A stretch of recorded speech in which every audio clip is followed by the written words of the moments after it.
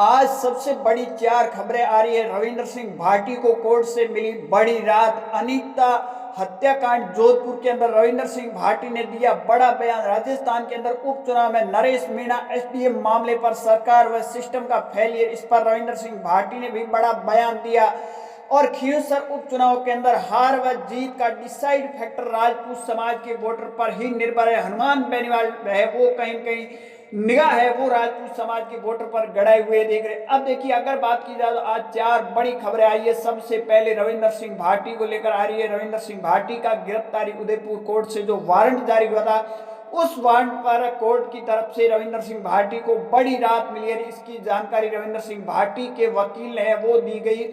और जो गिरफ्तारी वारंट था उसका नवंबर तक टाइम था, परंतु उससे पहले है वो कोर्ट से रविंद्र सिंह भाटी को एक बड़ी राहत है वो मिली। और रविंद्र सिंह भाटी ने पहले ही कहा था कि हमें वो कोर्ट पर हमें विश्वास है, और कोर्ट ने रविंद्र सिंह भाटी को एक बड़ी राहत दे दी है। दूसरी ओर जोधपुर का चर्चित जो मामला था अनीता चौधरी वाला, जिसको लेकर पिछले कई दिनों से है वो लोग धरने पर बैठे हैं, इसमें रविंद्र सिंह भाटी ने भी बड़ा बयान दे डाला है। अब देखिए, कई नेता है वहां आ रहे हैं जा रहे हैं, परंतु तमाम जो नेता हनुमान बेनीवाल हो वो तमाम कोई नेता नहीं दिखाई दे रहे हैं।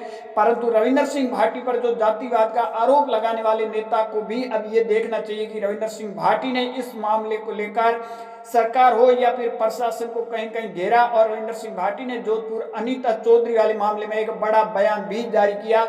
और उसके बाद राजस्थान के अंदर पहली बार ऐसा हुआ, राजस्थान के इतिहास के अंदर जो चुनाव होते हैं उस चुनावों के अंदर जो भजन लाल की सरकार के टाइम जो नरेश मीणा और एसडीएम वाले मामले के अंदर जिन लोगों का बेकसूर लोगों के घर तक उजाड़ दिए गए, घरों के यहाँ तक उनके एलसीडी कांच पर्दे तक उनके फाड़ दिए, उन लोगों का बेचारों को क्या कसूर था। और इसको भी कहीं न कहीं जो प्रशासन के अधिकारी बैठे हैं उनकी छोटी सी गलती की वजह से भजन लाल की सरकार ने टाइम रहते एक्शन नहीं लेने की वजह से उन घर को उजाड़ दिया गया।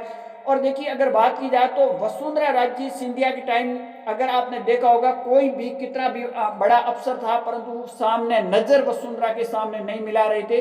परंतु वही अगर बात की जाए अब भजन लाल की सरकार के अंदर अफसरशाही किस तरह हावी हुई, इस पूरे मामले में देखिए छोटे छोटे जो पुलिसकर्मी जो कांस्टेबल होते वो उन्होंने भी एक कहीं कहीं बयान देते हुए नजर आए कि ये जो अफसर हमारे हैं जो साउथ की फिल्में देखते हैं और जिम टेलर के अंदर जाने वाले, लाठीचार्ज चला करने की भी जरूरत नहीं। अब देखिए, अफसर से छोटे जो कर्मचारी जो कांस्टेबल वगैरह उनका ही कहीं कहीं दिमाग है नहीं, वो भी ज्यादा चलता हुआ नजर आ रहा है।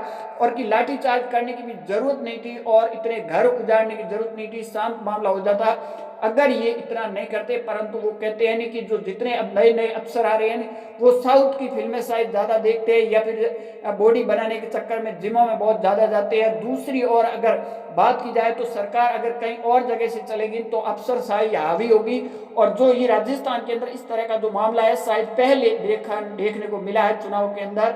और हालांकि आपने देखा होगा 2024 के चुनाव के अंदर या फिर 2024 के उपचुनाव के अंदर खींवसर के अंदर प्रशासन ने जो गाड़ियां जब्त की थी, उसी तरह की कार्रवाई 2024 के अंदर रविंद्र सिंह भाटी जब चुनाव लड़ रहे थे उस टाइम बाड़मेर में भी हुई थी।